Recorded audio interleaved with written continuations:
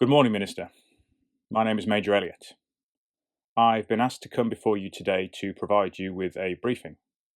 This pertains to an incident which occurred at the start of the year, which is deemed to have serious ramifications upon our ongoing war effort. On the evening of 7th January, there were multiple reports of a lone aircraft sighted in the skies above Cardiff. You may recall, Minister, the city had been subject to a heavy bombing raid only 5 days earlier. As a result of this, the air raid defences for the city were put onto a high state of alert. Shortly after midnight, several reports were received at the city's main barracks, stating that the airfield at nearby Pnegam Moors was under attack. During the course of the night, a number of attempts were made by various units to take back control of the facility.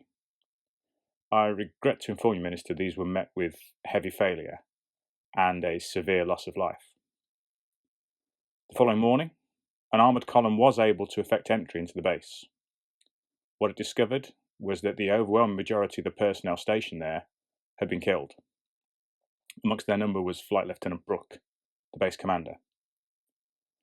Testimony from the few survivors that were found confirmed that the severe damage inflicted on the base had been caused by a lone aircraft. This had somehow been neutralised during the closing stages of its attack. In the aftermath of the incident, the remains of this craft were recovered, as was the body of its pilot. Subsequent analysis of them has concluded that they were not German in origin. Indeed, sir, and there is no easy way for me to say this, they were not earthly in origin. The surgeons who've conducted the post-mortem of the craft's pilot have confirmed that it is not human. The technology incorporated into its construction is far advanced of anything we possess, and anything the Germans are currently believed to possess. I'm informed this vessel seems to possess some form of energy weapon. This has proven able to destroy anything it comes into contact with, sometimes leaving little more than ash behind as a result. The object has been designated HENGIS and has since been recovered to RAF Pnegam, which is located on the eastern coast of Scotland. It remains subject to ongoing analysis by a team being headed up by Colonel Alexander. I believe you may recall his input in the briefing you received last year regarding the losses of HMS Warsaw and HMS Mendacious.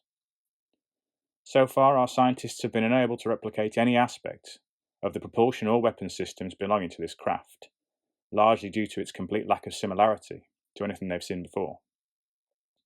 It has, however, proven possible to operate the object, as the mechanism for its control has somehow attached itself to one of the survivors from the attack on Pnegam Moors, say a pilot officer by the name of Brudenell, I believe. Colonel Alexander has voiced strong concerns over the involvement of Pilot Officer Brudenell within the ongoing operation, citing notable deficiencies in his physical and mental well-being. Unfortunately, efforts to disengage him from this mechanism have so far proven impossible. Following persistent attempts, Brudenell was last night able to successfully employ the craft against a significant force of German aircraft that were approaching the southeastern coast from the direction of the Channel. Every single one of the enemy bombers were destroyed during this engagement, with only a few of the escorting fighters believed to have escaped. It's believed that the isolated nature of RAF Pnegam and the decision not to allow radio traffic onto or off the site should prevent the enemy from ascertaining that the object is being held there. Colonel Alexander will be making further efforts, not only to deploy HENGIS against enemy forces, but also to try and replicate its weapon systems for integration into our existing aircraft. Pending further developments, Minister, I have been asked to conduct a further briefing session with you in 8 weeks' time. Goodbye.